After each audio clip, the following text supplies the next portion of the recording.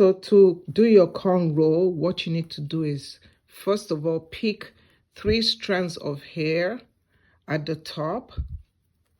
So you have your 3 strands of hair right here, and then you're gonna pick this one, comes to the middle, and the middle goes to the side. Then the side goes to the middle, and then what you're gonna do is you're gonna pick up a little bit from this side, join it to the middle, get the one on the right side, pick up from there and join in.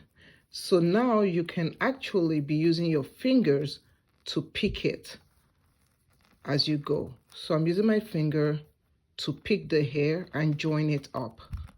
So you can see all we're doing is rotating the hair to the middle. So everything goes and joins up with the middle. And you're just using your fingers to pick the hair so that it lays flat. Okay, so picking up from the middle, moving it. So this hand goes here, this finger goes here. It picks the one on the right side, moves the one in the middle to the right side, and then rotate.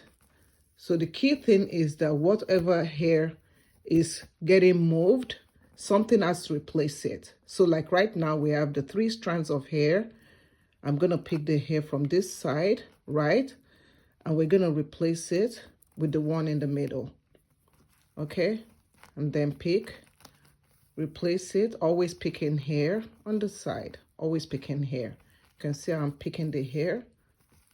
Okay, you're always picking the hair and going like that.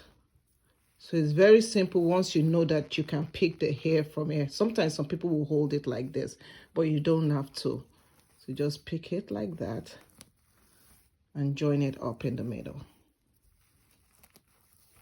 So like that, you're picking the hair like this and joining it in the middle. So pick the hair like that and join it up in the middle. So the key thing is you're doing a braid, but instead of just braiding without picking hair, you are picking hair, joining it up, and then rotating it and moving it to the next spot, picking up hair, joining it up and moving it.